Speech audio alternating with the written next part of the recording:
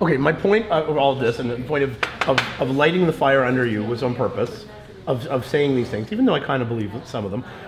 It was on purpose to show that, exactly like you said, that none of this started out as necessarily a religious conflict, or it was probably a lot more about nationalism. The point is that people within their own bubbles create these situations of paranoia where they exaggerate aspects. I have to respectfully you there. And it's not paranoia. I'm talking about real life experiences with all due respect, you know? Okay, so go ahead. For me, for example, when I was studying at the Arab American University, I was going from Tulkarem to Jenin, okay? And there used to be one of these roadblocks that was on and off in the street near a village called Jaba. And on that checkpoint, I was taken down from the service taxi. I used to be religious and I used to have a long beard. And I was pinned down to the ground and my beard was plucked one hair after the other. So sorry, with all due respect, I'm talking about real life experiences. No, I'm not denying things like that happen. I'm not denying that. One second. When I talked about Al-Aqsa and not being allowed to go and pray, I'm talking about my own experience. I'm not talking about anybody else's, you know. I was not allowed. And the reasoning was that you're too young for what? You decide for me when I go to pray? And when I reached puberty in order to be allowed to enter Al-Aqsa, I mean... Let me switch this to a different situation. 1967, 1968, 1969, let's say. Until then, until 1987, a Gazan could get in his car and drive to the Golan, and then drive to Jerusalem, pray, go to Akko, then go to the beach in Tel Aviv, could do all that. Why then, for 20 years, not just a couple of months, well, no one's noticed, 20 years, there were no checkpoints, there were no permits, there was no IDF walking around everywhere, other than in very key areas known for. What changed? I'll answer you with the same question. What changed from I my? want an answer. No. I'll answer you. I'll give you my answer. I'll answer your question actually. Okay, and I will answer your question. I will answer your question. The fact is, no, the situation was different. I agree. It was very different. True. There was no. While there were checkpoints, those checkpoints were truly at very key points. For example, Eilat, places like that, places where the Israelis do not want non-Israeli citizens to enter. In some cases, Israeli citizens as well. But what was still available at the time is, for example, a city like Ramallah still had a very heavy military presence. Like my family has been here for hundreds of years. Meaning there were soldiers within There were soldiers within the city, okay? And these soldiers, for example, could punish Palestinians for hanging up a Palestinian flag in a Palestinian city. Sure. Okay. They killed one of my uncles because he was holding a flag. You see, and pro-Palestinian graffiti was also a crime that you can go to jail for at the time as well. These were things that were made to stamp out any form of Palestinian identity at the time.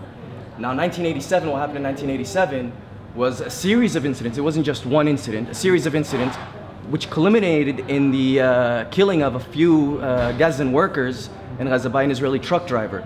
Now, this incident is also up to discussion by a lot of people. Nobody really knows what exactly happened, but those Palestinians were killed. Palestinians claim it was on purpose, they were killed, and Israelis say that's nonsense. But here's the thing, and when it comes to crimes in general, even before the 80s and the 90s, in terms of the court system, for example, if I'm taken to court now, I don't go to a civilian court.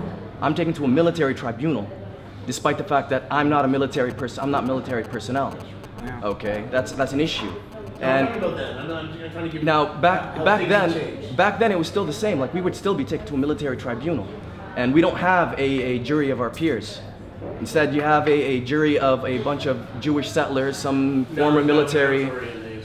There is so you know, there's no jury. But yes, you're right. You have an Israeli judge who doesn't speak Arabic. And in many cases, there is no due process as well. For certain things. And like till this day, we have rules that were practiced by colonialist Britain being practiced till this day. I mean, we have administrative detention. That is detention without due process, detention without any form of evidence. It could be renewed for 6 months at a time. Some people have spent several years. Like, for example, Ahmed Katami, she spent around 12 years in administrative detention.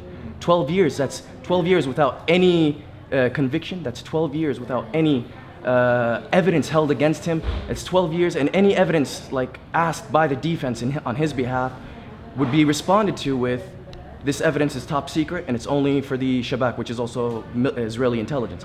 So this is the situation that was also available at the time. Okay, these are things that also bottled up. So in any case, like the Duma burnings that happened this year and in the prior year, okay, no real convictions were given, only to 2 people. See, that's when you start noticing that there's something institutional about all this. That's where the Palestinians get a lot of anger. Because there were other terrorist attacks against Palestinians recently. The kid, I forget his name, he was like 16 or 15 or something, and they took him, they drugged him, and they burnt him alive. And they went to jail. They got terms of 30-something years, 28 years, 30 years, something like that. Yeah, something. I mean, good on whoever sentenced him, because they should have got a lot more for something like that. So I don't know. I mean, I'm not an expert on the Israeli court system to know if they're really that soft on Israeli terrorism, and there is they are very, definitely Israeli terrorism. They are very soft on it, because the members who are involved in this incident, they belong to one of few Jewish militant groups. You have Lahava, you have Price Tag, you have, and these groups, they organize their demonstrations in Tel Aviv. When one of those Israeli soldiers in Hebron a few months back killed a Palestinian in cold blood, a protest went out in Tel Aviv in support of that soldier. Okay, so you see this. This is these are. I had the conversation 2 days ago with a woman who wouldn't be in my films, going on and on. An old, I have to say, a woman from Arab descent, not Palestinian, a Yemenite, saying, of course he should have killed them. They're animals, meaning you guys, not us. And it's that idea of we're good, you're bad. And this is an old woman with no education. I could tell by both her accent and the way she spoke. As seeing everything as simplistic, black and white. We are good, they are bad. That is the way it is. Of course we need to kill them.